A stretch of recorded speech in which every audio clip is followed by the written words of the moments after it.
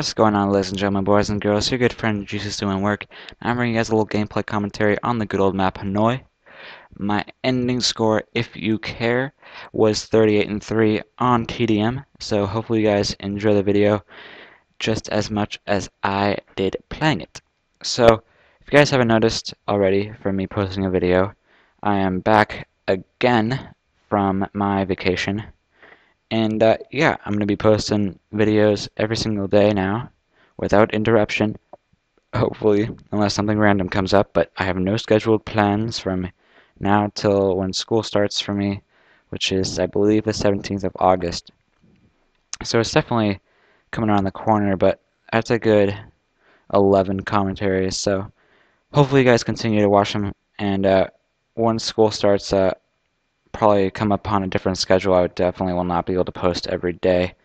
So we'll cross the bridge when we come to it. But right now, I got a story for you guys, and pretty much I came upon the story while on this very vacation that I went on, and it's quite an interesting one, I guess you'd say.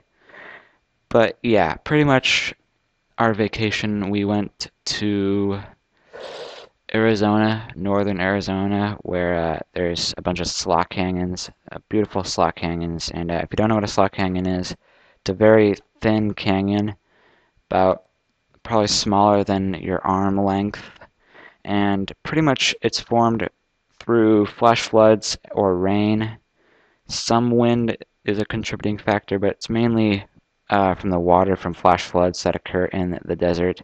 And it takes a really long time since, as you guys know, there's not a whole lot of rainfall in the desert, so it takes a bunch of time to create these slot canyons. And over time, as the slot canyon forms, it forms usually in a the walls aren't perfectly straight. It's curved in weird ways, which makes it look really cool. And if you guys want to check out on how awesome these slot canyons are, just type in Antelope Canyon, Slot Canyon on Google Images, and they'll come up with a bunch of amazing pictures, and they're really quite cool. So if you care at all, go ahead and check that out after this commentary. But yeah, enough of that more mumbo jumbo. Now we got to get to the story here. Today's story is in a different slot canyon called Zebra Canyon, and it's a good 3-mile hike up to the canyon. And we got sorta kind of lost on our way there. We didn't really know exactly where it was. We had a little map, and but we got there eventually, since there's no signs really to point out where the slot canyon is. But we finally got there, and when we got there, it was flooded with water. So we didn't want to turn back after doing a 3-mile hike, so we decided to push through.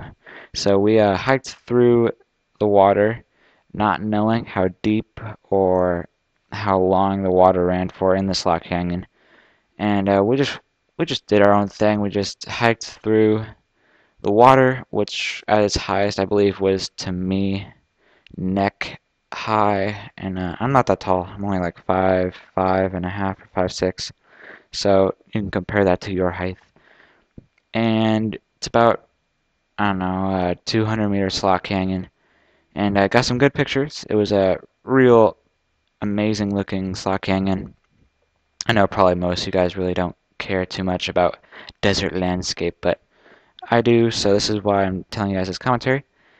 And yeah, pretty much in that slot canyon though, I found a very particular item that we usually don't find in our day-to-day lives.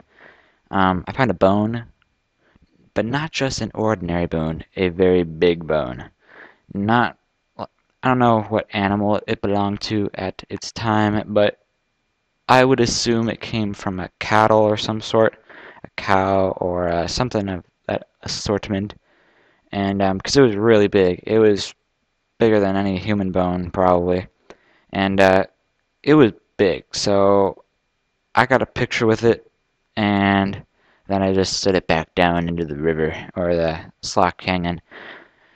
And yeah, pretty much that's the story. Me finding a big bone, getting a pretty awesome picture, but that's really not the story though. The story has to deal with mainly the slot canyon and its natural beauty. but that's a little something that happened while in the slot hanging that I'd like to just go ahead and share with you guys. And hopefully you guys enjoyed this little commentary. Also, don't forget to go check out Antelope Canyon on Google Images. It's actually really worthwhile going and see. There's a lot of cool pictures on that. So definitely, if you care at all, just go ahead and check that out after this commentary. And yeah, that's pretty much gonna do it for. I'm gonna go ahead and stop it right there.